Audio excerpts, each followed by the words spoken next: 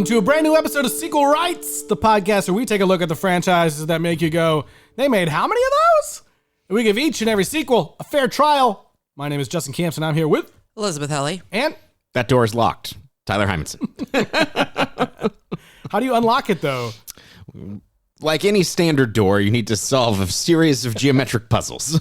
I need 3 different statue heads. Yeah. All right, well, we are here, you guys. We're done. No more figure skating. No more. No more romance on the Although, ice. I wouldn't put it past Mila Jovovich to be ice skating her way through some zombie hordes here at some point. That would be incredible. She probably knows how to figure skate. Probably. Yeah, maybe. I don't know. I don't know anything about that.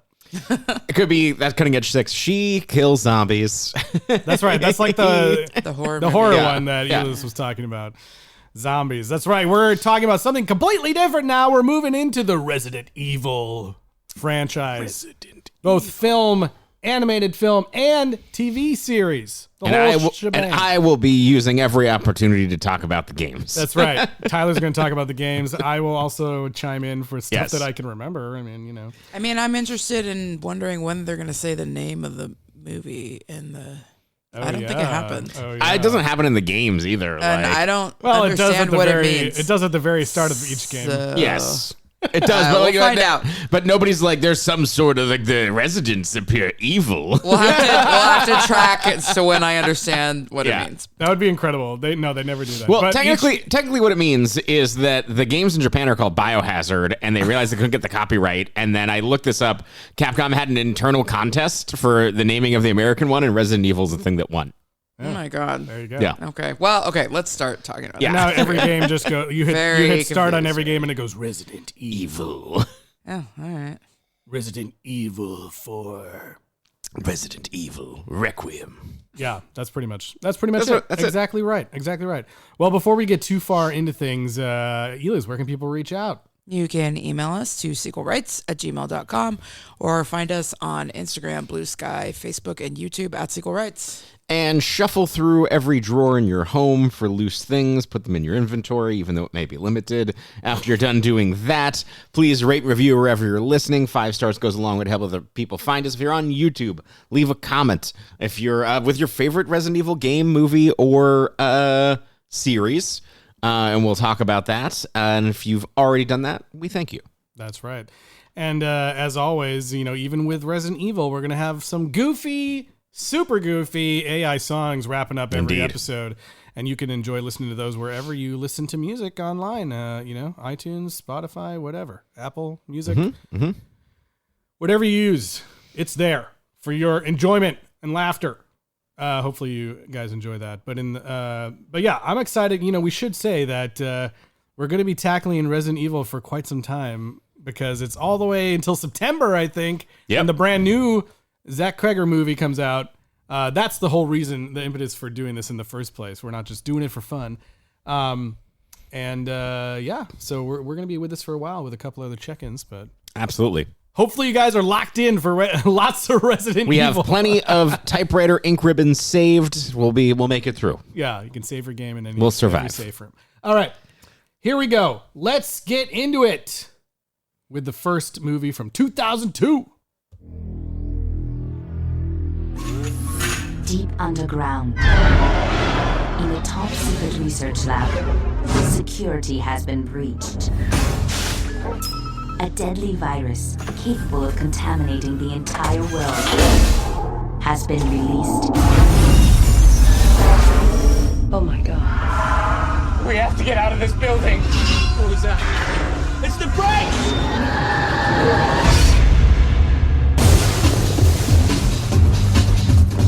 It's okay, we're here to help. Now, an elite team has been sent in to stop it. 5 hours ago, Red Queen went homicidal. Who's the Red Queen? State-of-the-art artificial intelligence. The corporation's keeping a few secrets down here. But they have only 3 hours left before it begins infecting and mutating the whole human race. Everyone stay calm. Right. Wow, that was a muddy trailer. That's the best one I could find. It was like, this was like the official one. That Like they had felt up on like they YouTube. really had to explain it. Yeah. Like, no one's gonna go see this. Like, Everyone needs to know what's happening. I feel like that I was the target audience for this movie in 2002. obviously. Is that a question? I was like 14, 15. High school. I was in high school. Yeah, I was definitely in high school. To the point where like maybe I couldn't even see. Oh, you're talking about age-wise? I thought you just meant you personally. No, age-wise. I meant in 2002 as this came out age-wise, yes. Oh, okay. Yeah. 2002. I was like, we're the same age. We were like sophomores. Yeah. Yeah. Yeah, I would have been like a junior. Yeah. Yeah. Well, depending on what. So then when did the games come out like in America? 96. Popular. Yeah, Okay, the so it's games been are- popular for ages. Yes. All right. And this movie was coming out to like right around when they're doing. So- Capcom had a whole exclusive thing with GameCube. Yes, so this is right around the time where the original games were PlayStation. They were actually I can just go into a quick Resident Evil Let's do it. history. The original Resident Evil game was an extension of from a director who did Super Ghosts and Goblins and a lot of the Mega Man games, including Mega Man X all the way up from Mega Man 2. He had a Famicom game that was called like Spirit House or something like that. That was an RPG. They used a lot of assets from that. The thing that Resident Evil had that no other game really had at the time is that it had pre-rendered backgrounds. So all of the environments were very, very cool, but you had these static kind of camera angles that you walked through. So a lot of the users, the way that you talk about it is tank controls. Like you do not move like a human being through these spaces. They're all very atmospheric, and it made an entire video game genre that's known as survival horror. So that came out in 96 on the PlayStation, and Resident Evil 2 came out in 1998, also on the PlayStation. And right as these movies are coming out, Capcom has entered into an exclusive deal with Nintendo, and they've released Resident Evil 0 and a Resident Evil 1 remake on the GameCube. Right around this time, I'm not sure if all those came out, and leading up to Resident Evil 4, which was a GameCube exclusive, which came out I think it was 2005. 2004, 2005. Yeah. This is One of my favorite games of all time. Yeah, so like the GameCube is where I discovered, because I always had Nintendo growing up and never had a PlayStation until much later. So the GameCube, my first experience with it was like, playing Resident Evil Remake and then Resident Evil 0. And then Resident Evil 4 eventually. Yep. But, so this is like around the same time where I'm first experiencing Resident Evil as well. And so I was like, oh my God, these games are so fun. We went. I feel like I must not have been able to see this in theaters and probably rented it later. I definitely did, and I don't understand how that's possible because my parents were not letting me see R-rated movies. Rated R. So I don't know who got us in, but we did. Lucky. I don't know. I really feel like I have not seen this movie. Justin looked it up, and apparently I did attend the party. Yes. I was gonna say, fun fact. If you've been listening to this podcast for a long time, we often talk about like the impetus and idea for the podcast, and one of it was like these movie marathons I was doing back in the day, and I think I can't remember if it was like off mic or towards the end of the podcast last week. We were talking about, did we do a marathon of this? I don't remember. And I looked it up and I was like, yep, we did one. It was in 2017. And we were like watching all the movies to then go see the final chapter in theaters. And Eliz is marked as attending, but apparently I attended and ordered a burrito. That's right. I have literally no memory of this. I for sure have not seen this movie. The only thing that I remember is maybe I did go with you to the theater or something and see the new one, because I do specifically remember that Jorah Mormont was in something later. Yes. And that's all I remember. And then I do remember, and I honestly don't know if I saw it on screen or if I just heard Abby say so many times we're all going to die down here. That, I have it. Like, I'm like, I feel like I did see that. Yeah. But then I also only really remember Abby saying it. So I'm like, I don't know what's real anymore, and I'm too tired. Yeah. It also was like a very intense entire day thing, so it's possible you were there and you could have fallen asleep. Well, does the Red Queen, like little girl, come back?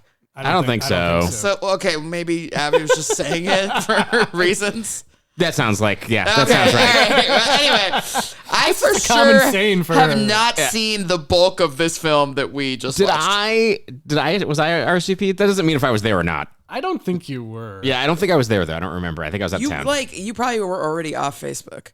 Yeah, probably. Oh, that's true. So maybe you were there.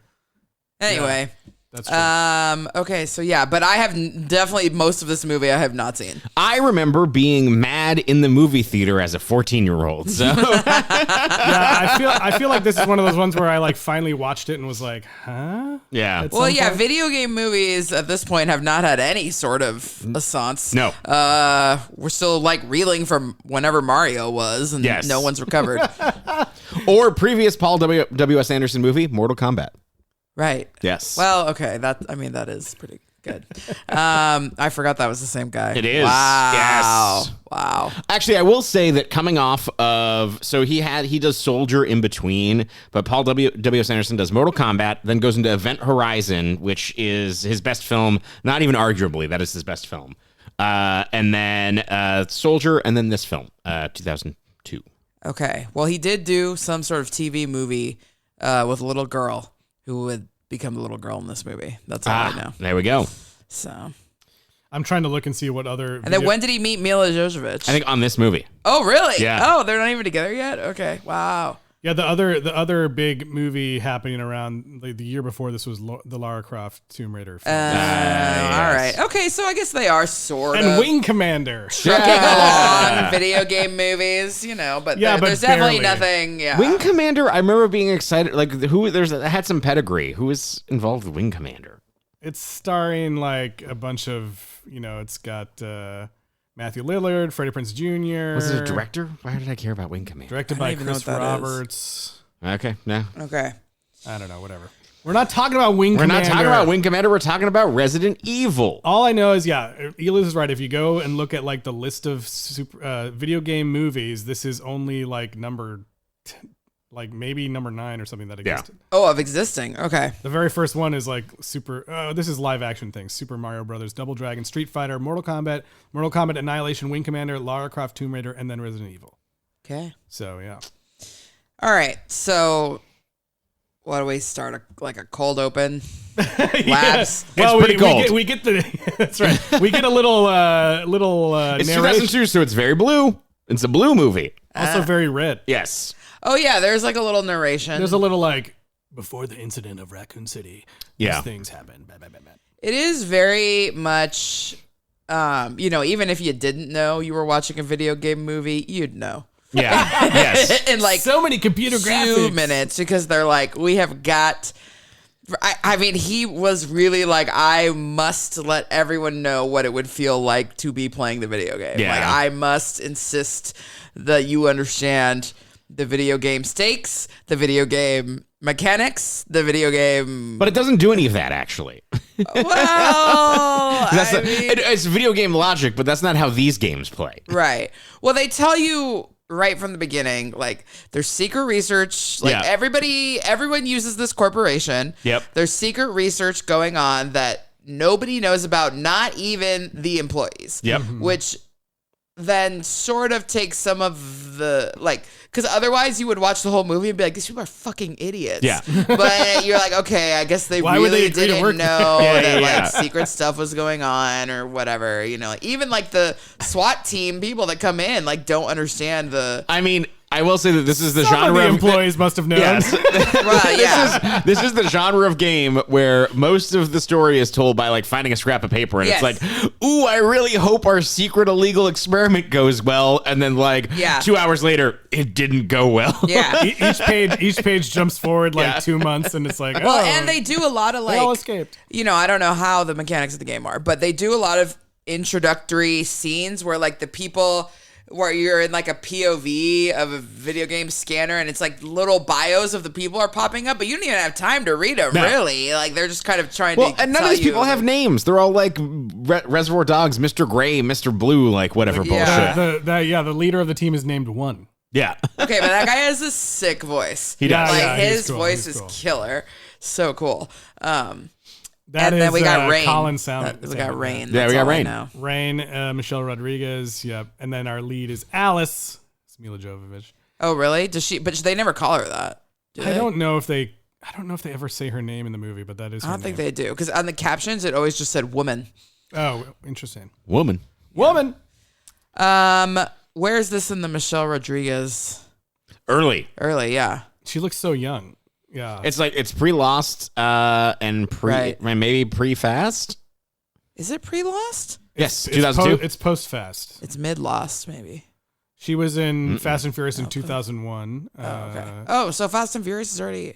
Yeah. I guess, but no one knew it was what it would Lost become. was 2004. Oh, okay. And then it's Resident Evil, and then she had Blue Crush also that week. Oh, yes. And then she was also in the SWAT film in 2003. Oh, my gosh. The Colin Farrell vehicle. Yes, yep. So she's popping off in a bunch of big movies. It's kind of amazing. I don't know what she had to go to, but the fact that they just kind of like Hollywood just sort of let her be who she was is like amazing. Like, yeah, she's straight and fast because she's with Dom or whatever, but like they never make her like, yeah, we're gonna make you look like all these. They're just like, this is what she is. Always. Yeah. She's just got that badass attitude. Yeah, she's singular. Everybody just loves it. Yeah. Personality. Anyways. Yeah. She's might be the best. She's probably the best part of this movie. I don't know. Yeah, well, because she's the only one that even has like permission to be anything. She has like an actual be arc. a character, and she doesn't have. She's the only one who can do stuff and be a main character and have an arc, but doesn't have amnesia. Right. Like the other people are all like faceless, nameless white guy soldiers and the one black guy boss, and then like the two main characters that have amnesia, or I guess the reporter guy who's trying to like hide his identity anyway. So it's like, whatever. Yeah. So Resident Evil 1 takes place in a mansion outside Raccoon City. Resident Evil 2 takes place inside the decimated Raccoon City. Mm-hmm. This movie tries to split the difference by disappointing everybody. Well, they decide to be so Resident Evil 1, they never even go all the way down to the Hive or whatever? Nope, not at all. And also, there's nothing called the Hive. There is a facility underneath Raccoon City called Nest. Yeah. In the video games, and there is also a facility underneath the mansion in the first game, but not to this extent. But not to this extent. There's this is like not even close to being underneath the mansion. The mansion's over like a secret entrance. Then you have to take a train and you have to go all the way down. So they did kind of combine things of like they did 2 and 3, and like all these things, but ultimately, there's nothing. Ultimately, it's supposed to be a prequel, basically, to the story of the video games. Okay. Yes. Because in the video games, it's like, something's already happened, and we're going to go investigate. So, the beginning is like, of course, there's a breakout in the lab. And we've literally seen this happen in like 1,000 movies and TV shows. I do remember, this is weird, like, I feel like that shot of the person throwing the T-virus is, like, weirdly, like, burned in my brain. Like, there's some shots in this movie that I'm just like... I've seen. I don't know. Like I think it was probably in the trailer. Yeah. And I think that's when we were going to movies at like a very impressionable time. It was so. You were probably working in the movie theater. Yeah. Long before I even remembered that somebody had thrown it and that the guy bumped into the guy with the cup of coffee. Like they literally had to show all of it again later. I would have no connection. Like I'm like, okay. Yeah. So.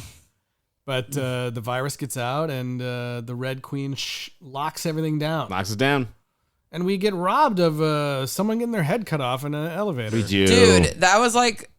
I'm like, the only part that I was like, oh, God damn it. Like, well, I mean, we had a Final Destination where that happened, right? Yeah. Like, also, I know I talked about this then, but you never... If the elevator's stuck, I will die in it. I will never go out in between a floor or... Also, I was like, absolutely not. I was like, absolutely no shade to that lady, but...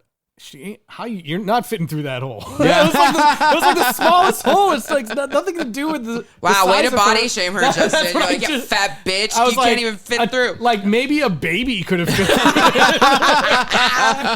But not an adult human with full shoulders and everything. It's like, I don't think anyone would have been like, yeah, I can squeeze through here.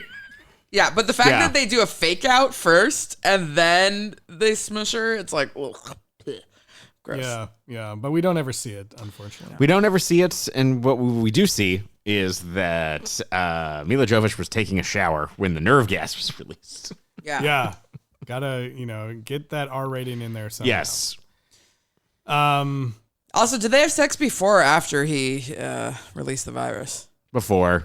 Oh, okay. It seemed like before, yeah. And then he went and released it and then came back while she was in the shower? He never came back. Yeah. No, he must have, because he also had amnesia from the gas. Yeah, he was but lying about that. He was lying? I think so. I don't think so. Yeah, but the gas might have got him in the train. He was in the train. He never went back upstairs. They found him. Oh, that's right. Yeah. So and he was passed out. He was like about to escape, and then the nerve gas got him, and so he was okay. He was like, no, I didn't think he was faking his amnesia. He might have been faking like knowing things earlier Toward the end, maybe, but yeah, I don't think because she was clearly like remembering stuff the whole time. But yeah. So yeah, a very convoluted. So we just get a bunch of like commando people in gas masks come in, and they all say, "You're all employees of Umbrella. You're here doing security stuff. You may not remember stuff. That's okay. We've planned for this. Now we're taking a train." I do like that they're like, they are living in a mansion. It's like there is a mansion. And there's a mansion. There is a mansion. They use all this like there's the idea of the Red Queen. And, she's watching through all these cameras, and they use those camera angles, I think, to kind of like harken back to how the game looked. With the fixed camera angles. Like, yes, you kind of were like looking at. Maybe it was above or below or whatever. The most Resident Evil thing about this movie is when it cuts to that statue with the plastic, as a jump scare, and it's like, and you're like, there's a door behind that. There's probably a door behind that. Okay, I see what you're saying now. So it's fixed, and you can move the character around the room, but you can't change you can't move the camera at all. And it's not first person. Correct. It's not even like a Zelda situation. No. Okay. Oh, okay. Yeah. Which is kind of cool because you could then like the game designer could like make it really creepy and like you can't see where the zombies are. They'll just suddenly come into frame, or you can't because you can't like turn. Okay. Yeah, you don't have control. Like part of the game having bad controls leads to the horror of it. Yeah, the camera is stuck there, and you just have to walk through that room, and you're like, I can't see around this corner. I don't know. But then later, do they change to like a first person or something? They changed to first person in 2017. Oh wow! For 2 games. And then the latest game that just got released is kind of a branching between the two. But the reason they did 2017, that's when PSVR was a thing. And the scariest fucking thing you'll ever do in your goddamn life is play that game in VR. Okay. Yeah, I played the whole thing. Yeah, Justin did. I It played. was terrifying. Yeah, like 10 minutes of it. Wow. All right. Nothing like in VR creeping your own head around the corner in a Resident Evil horror house. Very scary. Okay. I have to say, when she was going around trying to figure out what the hell was going on, like before the team got there, this should seem obvious. So I was sort of impressed that she like saw the note and then decided to write to see if it was her own handwriting. I was like, oh shit, that's actually like a really good idea. It's pretty good. I don't know. Well, you're like some of her, secret agent training is coming through. Yeah. And I like that whole scene of like just like what the hell is happening. She like goes outside and then it gets really windy, but you never see like what's causing that. Yeah. And it's afterwards that you're like, oh, it was a helicopter. Yeah. Okay. It's spooky. It's like, well, the wind. Go back inside quick. Yeah. And then nameless goons are there with It's like their thing says sanitation on it. Yeah. So we're off into the Hive. I appreciated the candor of one just being like, well, I'm just gonna tell you the whole thing. You clearly have amnesia. He just kind of told her everything that was up. I know. I like that the first time they interact with her, they're like, report, or like she's like, what? It's like, what the fuck is going on? I don't know what's happening. Yeah. And also, I did think it was pretty funny how like the other guy that was there, like he was able to trick them because he was like, oh, I just moved here, and so I'm not in the system yet. And they were like, oh yeah, the locals are bad. The locals suck ass, and you're probably not in the system. I'm sure he's telling the truth. That can't possibly be a lie. And then they just bring him along. I'm a cop. The most generic, like, goddamn 2002, like the bar was so much lower for being a white dude actor. Oh my god, this guy. Okay, I know. Like, who is Eric? This dude? Oh no, you guys don't know him. Okay, so I don't really know. Eric Mabius or whatever. He maybe famously I think most people probably know him as the guy from Ugly Betty. He is the boss and spoiler alert, the love interest eventually. But I was looking at his IMDb, and apparently he's also the Crow in the second Crow. That famously was not. That doesn't seem right. Well liked. I think we like tried to.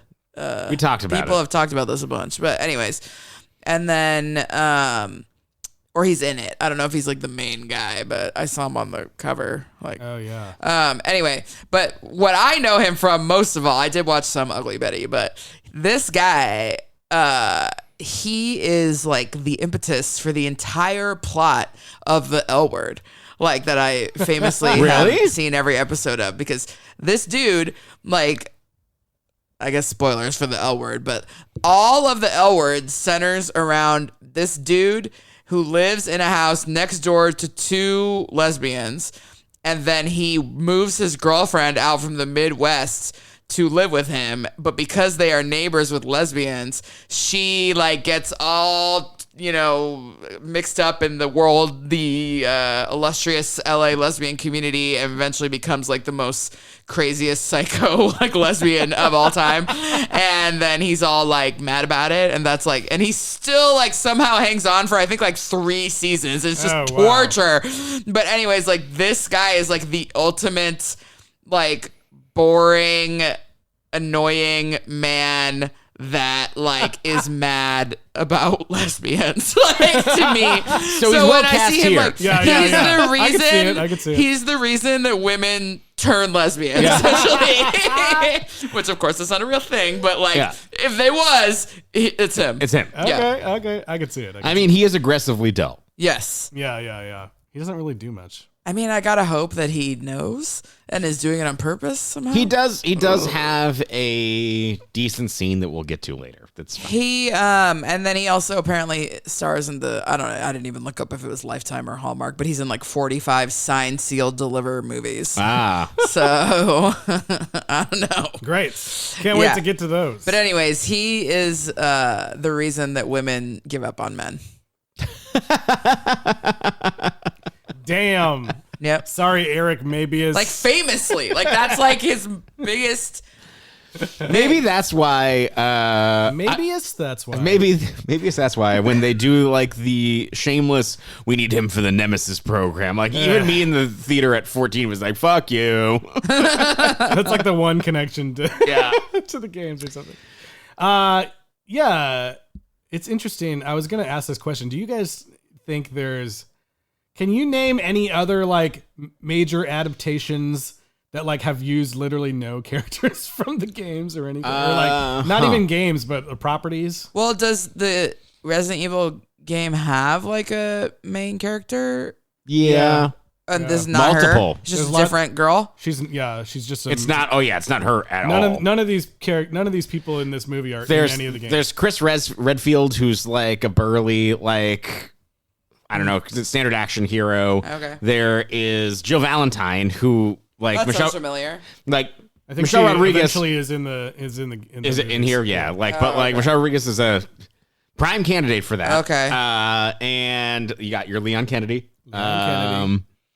And Claire Redfield and Albert Wesker. Okay, so video game movies in which none of the characters are or any adaptation. or even like a comic book, anything. I feel like they're always somebody using something. This one has like elements of the game but no characters at all. Yeah, it must have been a licensing thing. Well, it's interesting. Like no, it's probably just that they felt like nobody cared. American audiences, Well, so like in the special features on the Blu-ray, there's like a making of or whatever, and the director Paul W.S. Anderson talks about how he thought it was difficult to adapt this property because, well, as we'll talk about with the games, like each game is very different. Like it follows totally different characters often, and it's like they're not really super connected, and so he felt like if you adapted one of the games, not only would you like the people who are fans of the games already know what happened to these characters, you would piss off people that are like, Resident Evil 2 is my favorite game. Why didn't you do that one? Or he's not wrong. So he decided to do a prequel. And a lot of times, like all new things. Video games, the whole point is for the character to be like aggressively generic so that you can feel like, I mean, that's like Link, right? He doesn't even fucking talk.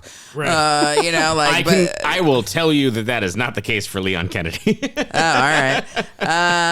But yeah, I don't know. I can't think of any. What are some of the other, like, I mean, Lara Croft obviously is there. Mario, Sonic. That's why I was trying to think of it earlier today too, and I was just like, I don't know. Like this is a big. Maybe I never saw the Fassbender Assassin's Creed. Oh. Yeah, but he's probably Enzio or whatever. Yeah. Like, yes. I can't even.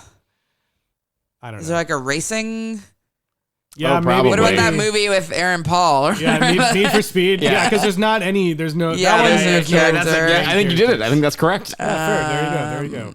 Or some other sport one. Yeah. Yeah, you're probably right. Yeah. That's fair. All right, fine. You found one. Oh, Final Fantasy movie? That was completely made up. Yes. That's true. It wasn't Crystal Chronicles. What was that called? I saw that in Spirits theaters. Within. Spirits Within. Yeah. Well, clearly, Movie is good though. It ended up working out for this franchise, even though none of the characters existed. The video game characters exist in this movie. It still did well and obviously made a shit ton of money. Yeah. Nice prompt though. I think we should make that like a round of trivia somewhere. Yes. Anyway. So they're going through. They're going through the thing. They get to the train. They find Spence, James Purefoy, who I only can think of as the serial killer from The Following. That's all I can think of him as. Didn't we see him in something recently? I might have made that up. Maybe. I don't The know. serial killer from I didn't The have time to look it He's up. like the guy that Kevin Bacon's chasing in The Following. That's all I can think of. What year was Mission Impossible?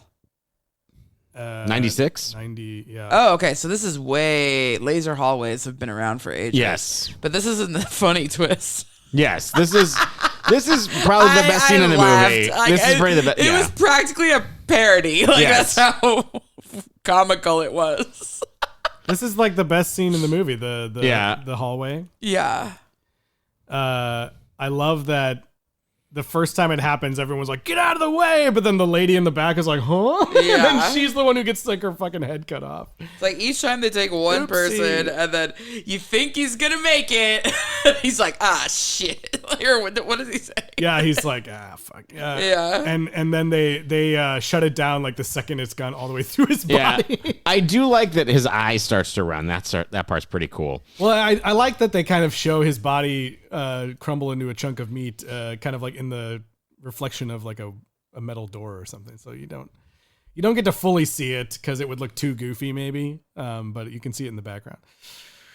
But that's that's a whole great thing. Because it turns out, these guys are coming in there to shut down the Red Queen because she went homicidal, try to kill everyone, even though, it turns out that actually she was trying to like protect the city from being infected, I guess, at all costs. So is the little girl from the game? Nope. No, she's not. What? Yeah. That was made up? There's no AI thing at all. Nothing like that in the game, yeah. Oh my gosh. Again, I think this is maybe just Abby's fault, but I thought that was like the most iconic thing from the franchise. Nope. The little girl. You're all going to die down here. I think it's maybe iconic from this movie, but it's like, Yeah. My mind is so blank. it's just so funny that they go through this like extended lengths to be like, oh yeah, that's just a digital likeness of the Red Don't Queen, listen and to it's it, modeled after the programmer's daughter, and you don't even know who the fuck that is or anything. Like, what's the point of explaining all that? I thought that was going to be some kind of huge thing. I guess that they made need it- to, I guess they need to explain why it's a child. Like, why wouldn't it be a grown person? Yeah, I guess. Or anything. Okay, well, this is the only child, so let's. Let's do there we go. it. Child star check. Child star checking in. Child star checking. They're a child star. And we're checking in now. Okay, so this girl's name is Michaela Dicker, and she starred in some sort of spooky TV movie that Paul W.S. Anderson directed, and he liked her so much that he wanted to cast her in this movie, and unclear if that's why he made it a child character or if he had already had that idea and was like, I've got just the girl. But anyways, after the filming, the studio executives insisted that they dub her over with an American accent because they said, like, no one's going to be able to understand her. Play it again. You're all going to die down here. That, to What me, did she say? sounds completely clear and totally fine. And I guess the Paul W.S. Anderson and Mila Jovovich got so angry that they, like, petitioned for a month, like, to be like, absolutely not. This is not fair. Like, we're not doing that to this little girl. Like, give me a break. It's completely understandable. What's wrong with you? And then they finally relented. And by the time the movie came out, they used her original recording. It's not like she's got some crazy. That's insane. I don't know. Try an American one with no accent. You're all going to die down here. Yeah. Like, that sounds boring. You're all going to die down here. That sounds so boring. Yeah. And this is like completely not hard to understand. No. I don't get it. Anyways. What's up with her now is that she's a customer services manager at Nationwide Building Society in the UK. Oh, okay. And, she's not on our side? I thought you were going to say Nationwide. No. On our the side. Nationwide Building Society of the United Kingdom. And recently, well, in 2019, on my birthday, on April 12th, her boyfriend was home for Easter, ! Royal Navy sailors from HMS Dragon and their accompanying Wildcat helicopter crew enjoy an emotional reunion with their families after 7 months busting drug smugglers in the Middle East and Indian Ocean. There's a picture of her here hugging her boyfriend when he returned. His name was engineering technician Nick Bannerman, 27, who was welcomed home by her, who was also 27. He said, "I'm just relieved to be back. I'm ready to go home now." And she said, "I can't speak. It's overwhelming to have him back." What year was this? She didn't say you're all going to die down No, here. in 2019. Okay. And these drug raids, like, apparently everyone was like celebrating, but I'm like, this is stupid because they were gone for 7 months, and this is like the military doing drug raids. And here they break down the 8 drug raids. Okay, so raid 1 is 3,000 kilograms of hashish from the Arabian Sea, which I'm like, isn't that just weed? Yeah. Like concentrated weed? Yeah. And it's like barely illegal. Yeah. Okay, the second raid. 500 kilograms of heroin, hashish, and crystal meth. Which I'm like, okay, it's like, I guess a little bit more illegal, but like the military? 500 kilograms. A little bit more. though. That's a lot. Yeah. Okay, raid 3 and 4 is 2 more hashish seizures. And then raid 5 is 49 kilograms of heroin. Raid 6 was 2,000 kilograms of hashish again. And then 224 kilograms of heroin. And then 2,540 kilograms of hashish in the final raid. And then they got to go home. But I'm like, the military? We're in America. We don't have any concept I will of say kilograms. 500 kilograms How much is that? about 1,200 pounds. It's a ton. I was like, don't they have those 500 kilogram bombs in Helldivers? Like, those are pretty drugs. So that's a lot of drugs. At the same time, I'm like, the military? Yeah. Why the military? They got nothing else to do. But don't they have like, Well, now they do. what's the DEUK or something? Yeah. DEUK. Oh wait, A stands for administration, or agency. Doesn't stand for America. Drug Enforcement America. Okay, don't they have a DEA UK? I don't know. At one of these points, speaking of random acronyms, we will go through all of the random acronyms that the Resident Evil universe has, because there are a lot. Cool. Anyways, that's what's up with Michaela. Cool. Cool about that. Good for her. Well, while we're on, I hope he's out of the military. Yeah. Or the drug enforcement military. While we're on the topic of the Red Queen, you might be wondering, what does the T virus even do? What does it do? What does the Tyrant virus do? Let's see if we can even understand what the fuck she's talking about. Even in death, the human body still remains active. Hair and fingernails continue to grow. New cells are produced, and the brain itself holds a small electrical charge that takes months to dissipate.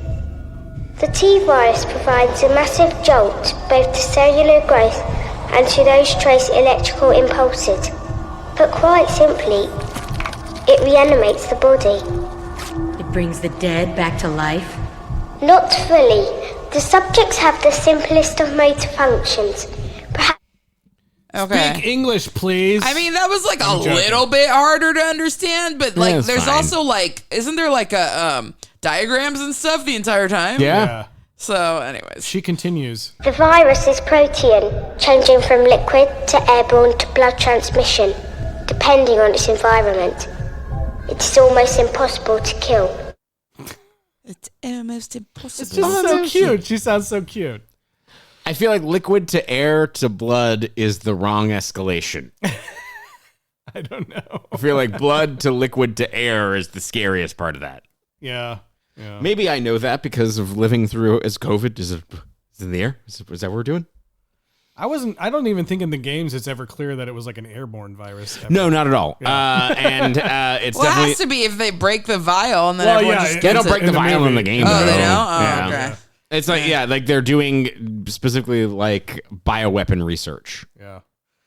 And or so like the it's- liquors that we see in this movie. Yes.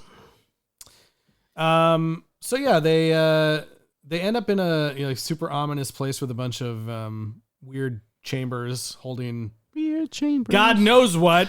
I will say, like, it does make me nostalgic for this time in movies because they just built a goddamn set.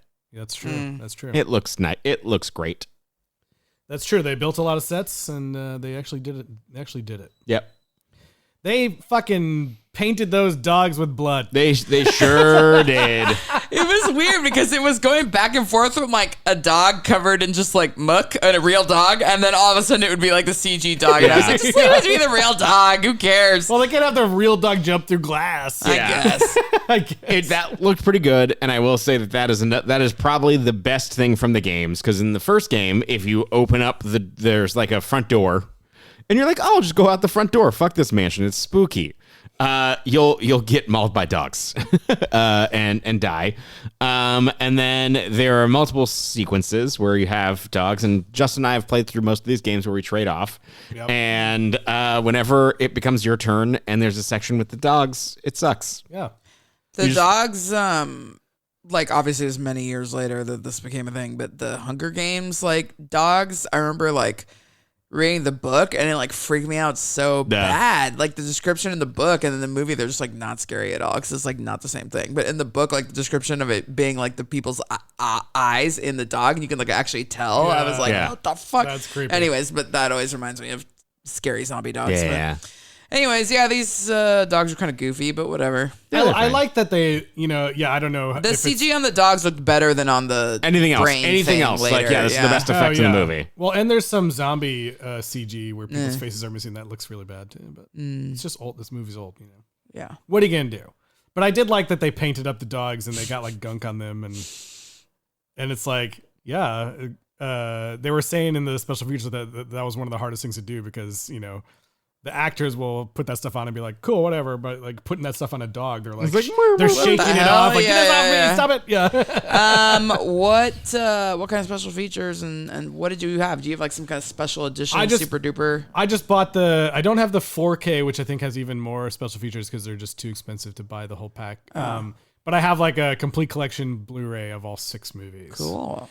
And it just had, basic special features like making of, the cast talking about the game. There was a special feature about the score, costumes, all that stuff. I watched this on Disney Plus. Oh. Spooky. Wow, they had it there? It's right like next to Bluey? combined with Hulu I know, now. sure. Or whatever.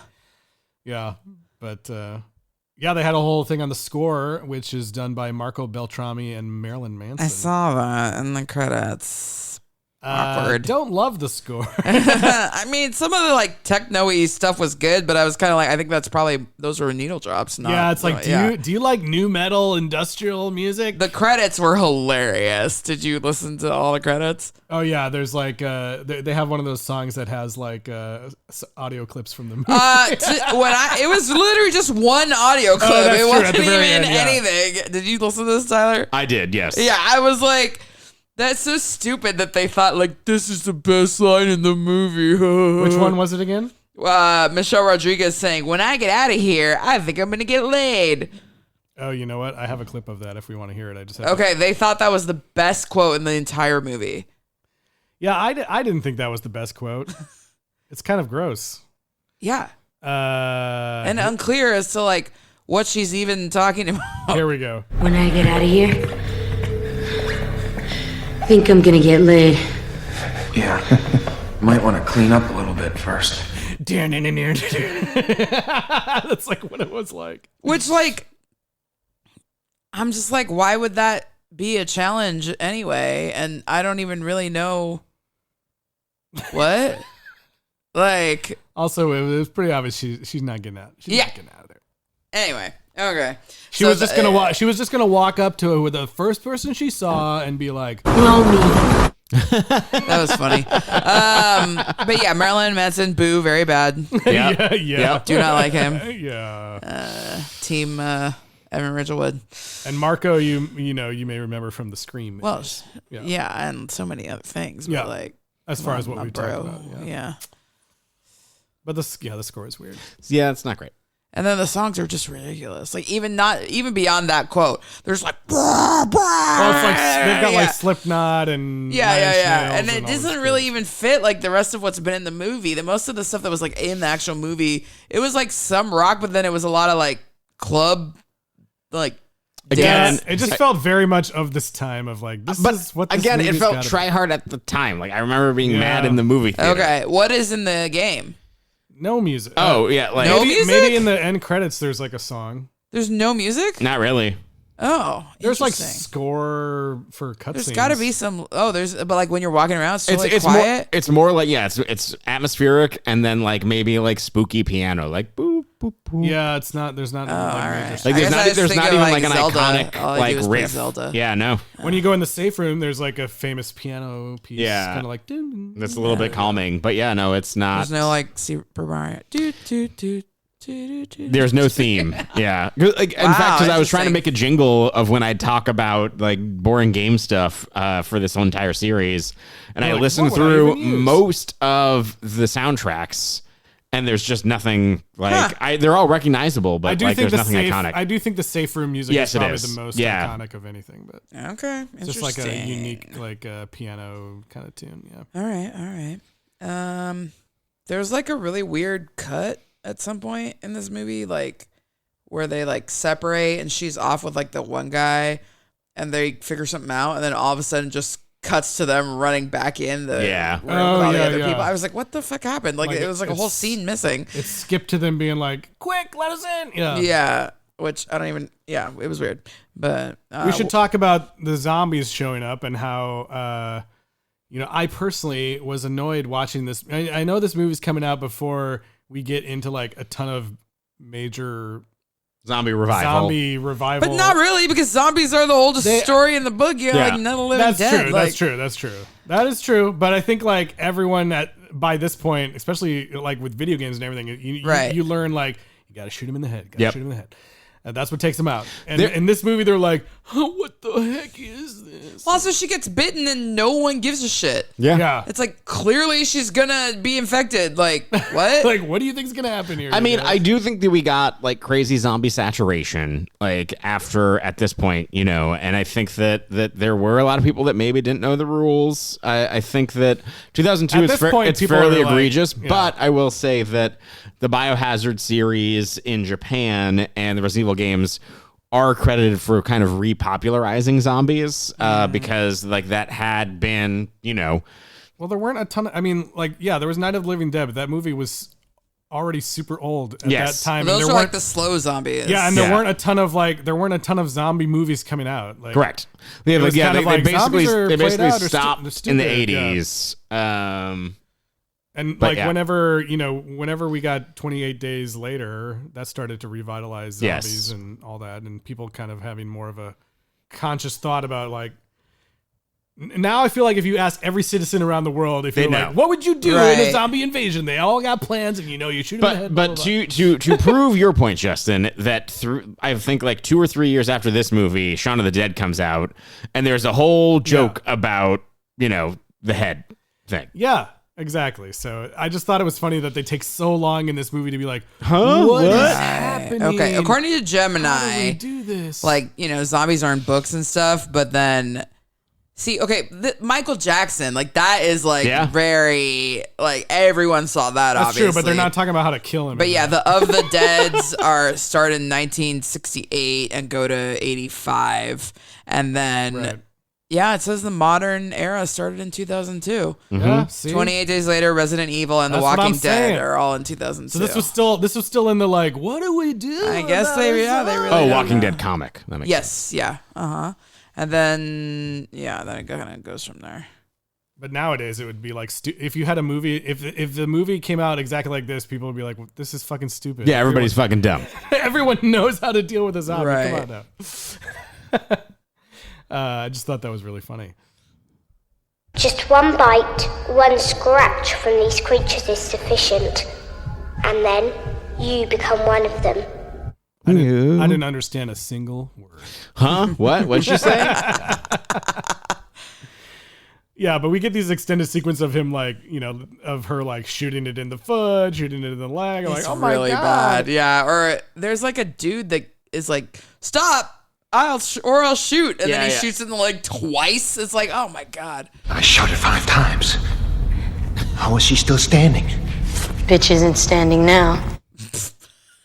And then it's funny because the rest of the movie, like, you would think that, like, the rest of the movie, they're all just aiming for the head. But no. Yeah. What happens the rest of the movie is most of the zombies are getting killed with, like, somebody's thighs breaking their neck. Yes. Oh my God. Yeah. Yeah. I was like, I didn't have time, but I was like, what is the history of the woman breaking someone's neck with their thighs move? Like, when was this the first one? I feel like no. I feel like the first time that I saw it was in GoldenEye. Yeah, I was going to say, okay. I always think of Scarlett GoldenEye. Jensen, Xenia on the top. Oh, really? I always think of her, like, choking that guy out. Yeah. Like, Okay, That's all the right. first time So it's I already a remember it. thing, Yeah. But yeah, I was like, really? Why would you do that with a zombie?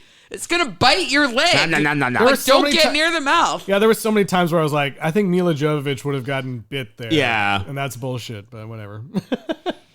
But she snaps a lot of necks. So, yeah, this is the part of the movie where it gets confusing because just all the zombies come and everyone just kind of gets separated off for, like, their own little 10-minute character story beats.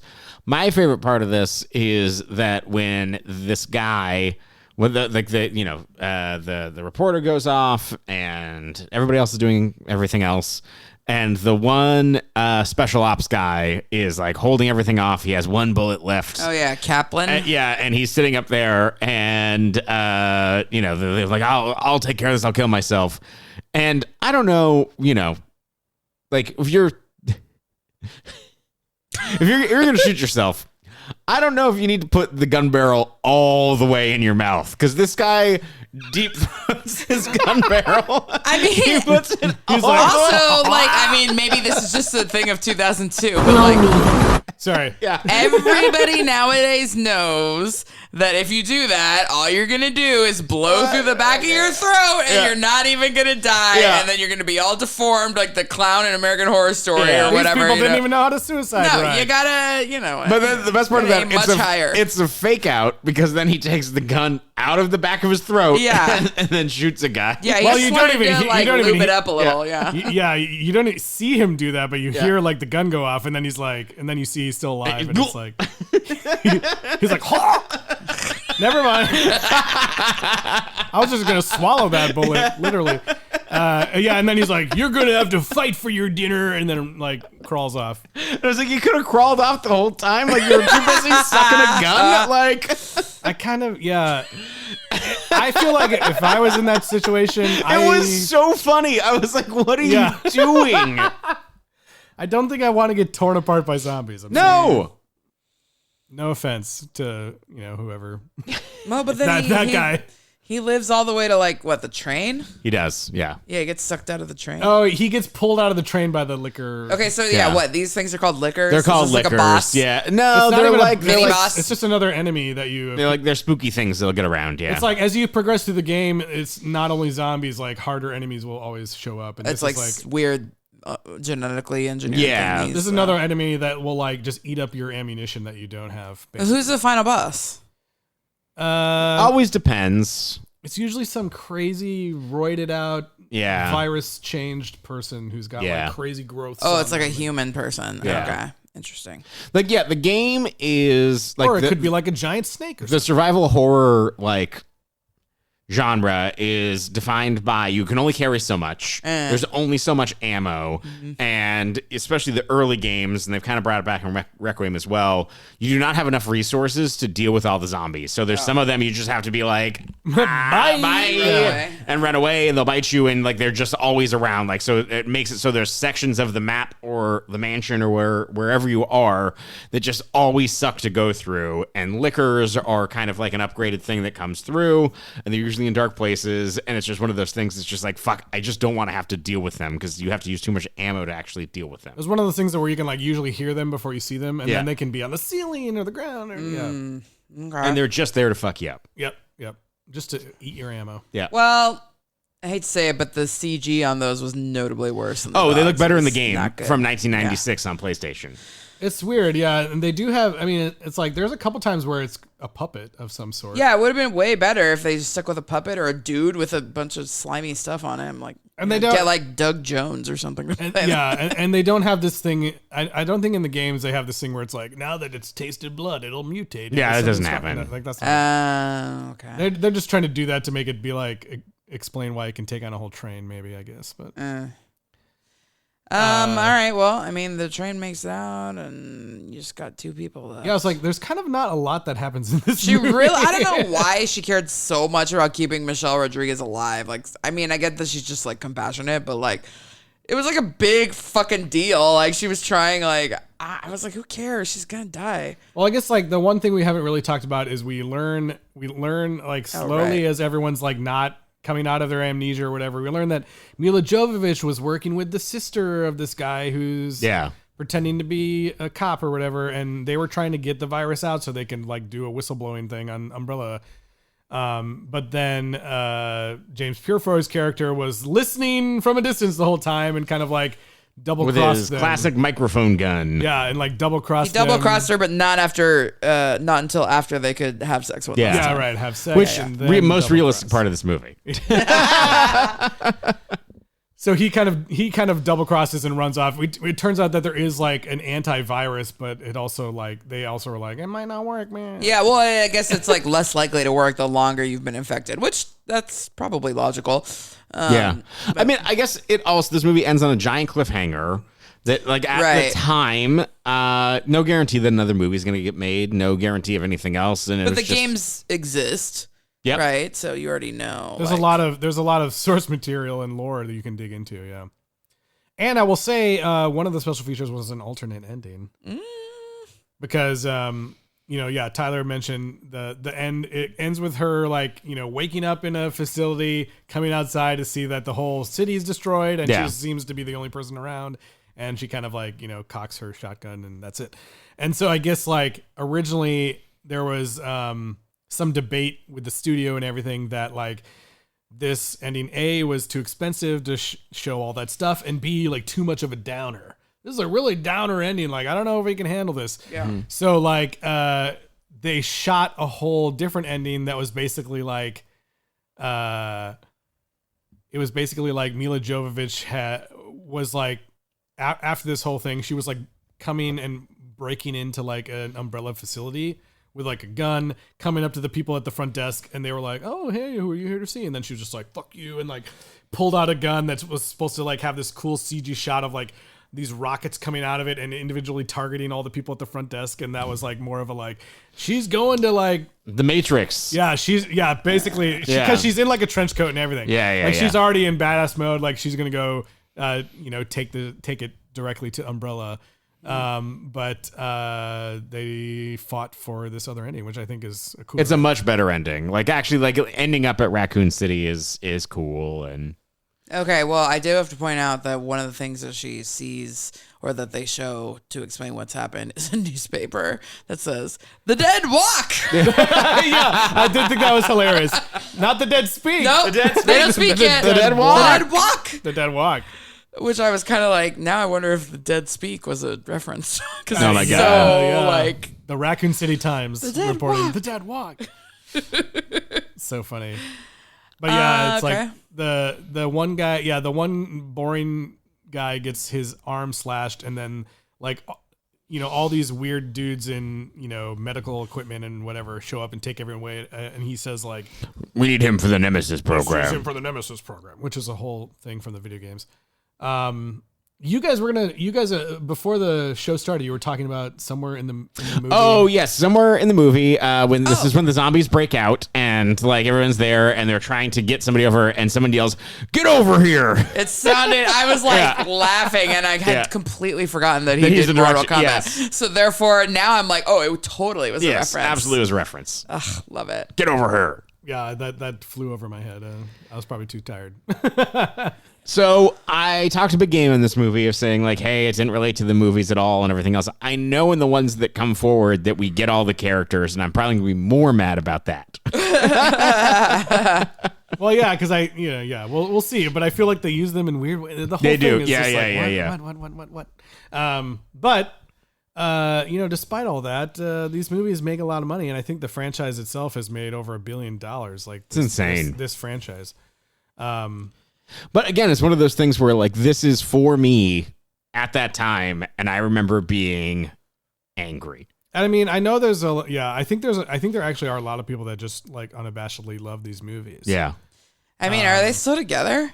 I think so. This might be like the greatest love story in the history of American cinema. They just did like an Into the Badlands. They did a Monster Hunter movie. So, that'll be interesting to follow. It says the film opened in 2,528 theaters and grossed $17.7 million its opening weekend, and then it grossed 40,000 domestically and 40 million domestically and 103 million worldwide. Well, it's nothing to sneeze at. But at that time. Well, still for a video for a video game franchise, because there were these are early days, like we said, absolutely. And so. I just saw her in a, that guy that does Instagram or TikTok of like the AI actors auditioning or whatever. He had her do one and then had the AI do like the same thing. And it was like trying to cry on command or whatever. And she like immediately like gets into character, does it. It's like, everyone's like, oh my gosh. And then the AI is like a complete mess. So, yeah. That's awesome. Well, is there anything else you guys want to say about this first entry before we wrap things up? I don't think so. All right. I mean, it was 2002. Yeah. Any criticism that you have of it is kind of just like, well, it was a long time. It's a real time capsule. Yeah. I was kinder to it in retrospect. I think that, like I said, like the fact that sets were built and like there's lots of it looks really good. Lots of it looks really dated.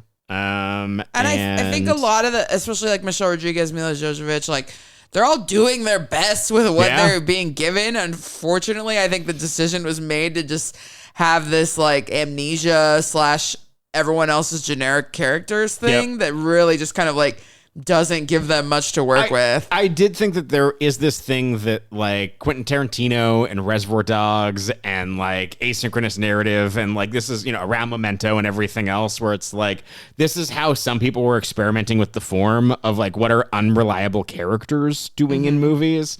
And this feels very emblematic of that, as something that at the time probably felt edgy or cool. And it's just, very much a time capsule and does not work for this movie. Yeah. Yeah, I mean, I think that, just like Mila Jovovich is just awesome. Like she has this charisma and this like she can ride the line of like feeling like someone that like maybe like is like fragile or something, but then she's also like a super badass, which is she can handle these cool like action scenes and slow-mo flips and stuff. And I think like there's something really intriguing about her. Which is why that works in The Fifth Element and doesn't work when everybody in the movie is also trying to figure out who they are. Yeah.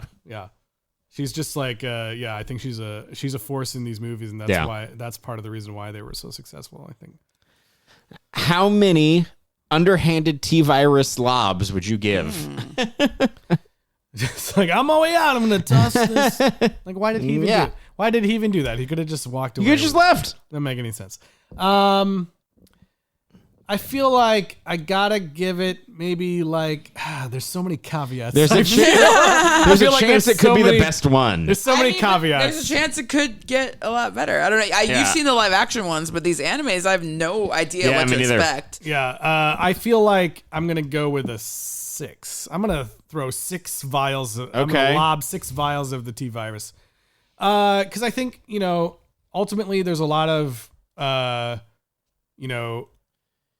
things that I remember from this movie, and I feel like a lot of people probably remember from this movie, like the laser hallway, maybe the throwing of the vial, and like maybe some of the the liquor and stuff like that. And so I think, and the fact that it kicked off and established a 6-movie, very lucrative franchise for the studio and everything, gives it some credit as well. But I don't think it's a great movie, and I do kind of question the idea of not using anything except not using any characters, but like some elements. It uses elements of the game, obviously, but I think the excuse of like, oh, everyone knows what happens to these characters could be just like, you don't have to tell the exact same story. No. But I feel like people would have been way more connected if it was like, yeah, this is Chris Redfield, and let's follow what's going on with Chris in these movies. It doesn't have to follow the story directly. So I'm going to give it a 6 because I feel like, there's good things, bad things. I'm going to give it a 5. Gently lobbed T-viruses. I kind of want to say 4 because I was mad at it at the time.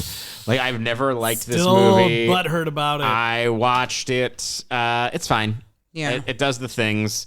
But I am going to stick with a 5 because I feel like that potentially we got some choppy waters ahead. Okay. Well, I was going to say 6 also. Because I just don't really have anything to say good or bad about it. It was a movie. Like, I'm so tired, but I did watch it, and it was enjoyable. I laughed. Yeah, 2002. Yeah, and but it's just kind of like I really don't know what to expect or what we have to come from here, but I think it could be good. I don't know. We'll see.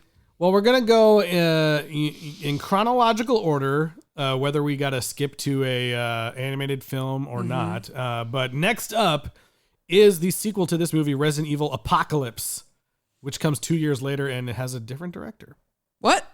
I thought he was going to stay the whole time. He does not stay the whole time, but he comes back. He'll be back. But the director this time is Alexander Witt. Paul W.S. Anderson still producing. He's busy doing Alien v Predator. Oh, okay. Right, yeah. I will say too, who knows, because I didn't even look at all at any like scores or anything for the upcoming movies, but like the anime adaptations that we have watched have generally been pretty good. Yeah. Like, I can't really think of any of them that were like dirt, bad. I mean, the Highlander one was good. The Mortal Kombat ones have all been very entertaining. Yep. The Starship Troopers ones were decent because they allowed you to bring back characters, old characters. Yeah, and like, I don't know. I'm excited for those. I have not seen any of those. Yeah. I think I've seen a couple, but it'll be interesting. Yeah. Yeah. It'll be pretty interesting, but we're going to continue on with the Alice universe, the W.S. Anderson universe. Next time with Resident Evil Apocalypse. I'm excited to continue on. I just I'm just excited for all these different things. Yeah. So let us know what you think and what you're excited to see coming up. sequelrights@gmail.com, or find us on Instagram, Blue Sky, Facebook, and YouTube at Sequel Rights. And rate and review wherever you're listening. 5 stars. That is S period, T period, A period, R period, Stars. S period. Goes a long way to help other people find the show. That's right. And, we'll be back next time for Resident Evil Apocalypse. But before that, we're going to leave you guys with our AI song at the end of this episode. And this time, I just wanted to do a song about how ridiculous it was watching a movie in this day and age where people seem to have been like, what's a zombie? Huh? What? Let him bite me. I don't know. Whatever. So I just thought it would be funny to write a song like that. So that's what you're going to get in this one. The song's called What is a Zombie? And until next time, we'll see you guys next time for Resident Evil Apocalypse. You're all going to die down here. See you guys. In the year of our Lord 2026, there's one thing that I find hilarious. It's characters who don't know how to deal with zombies. What is a zombie and how does it move? I just can't figure out what we're supposed to do. Maybe I should let it bite me for science. Who knows, it might lead to a zombie-human alliance. We've a decades of horror, rules set in stone, from VHS tapes to your phone. But you're acting like this is brand new dread. Guys, are we sure it's really dead? There are zombies, oh no, what do we do? Should I shoot this one right in the shoe? Go for it, oh boy, well that didn't work. I'll shoot him 6 times all over his body except for the head. I'll never aim for the head. Oops, he bit me, now I am dead. Dead, dead, dead, dead, dead. Now I am dead, dead, dead, dead, dead. Undead. Yeah, dead. You think someone would yell, go for the brain? Instead, we're just wasting a whole magazine, shooting shoulders, ribs, and the occasional thigh, while the obvious weak spot just passes us by. Is it contagious? Is it fast? Is it mean? Meanwhile, it's drooling like a B-movie scene. You've seen this before, don't pretend you're surprised. It's not a twist ending, it's been widely advised. Forms by Kell, survival guides galore. Even your grandma knows the score. But here you are with zero prep. Maybe we should just sidestep. There are zombies, oh no, what do we do? Should I shoot this one right in the shoe? Go for it, oh boy, well that didn't work. I'll shoot him 6 times all over his body except for the head. I'll never aim for the head. Oops, he bit me, now I am dead. Dead, dead, dead, dead, dead. Now I am dead, dead, dead, dead, dead. Undead.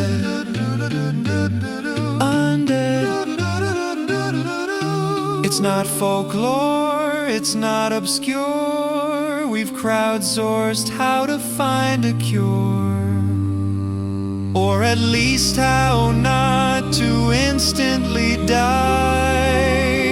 Step 1, don't let it bite you, guy. But you're out here experimenting live. Like this is how humanity survives. Let's split up, yeah that's a great call. I'll see you undead in about 5 minutes, y'all. There are zombies, oh no, what do we do? Should I shoot this one right in the shoe? Why again? Oh boy, still didn't work. I'll fire wildly, ignore every clue, avoiding the one thing I know I should do. Whoopsie bit me, now I am dead. Dead, dead, dead, dead, dead. Now I am dead, dead, dead, dead, dead. Undead. Undead. In 2026 we've learned nothing at all. Just a bunch of fresh zombies waiting to fall.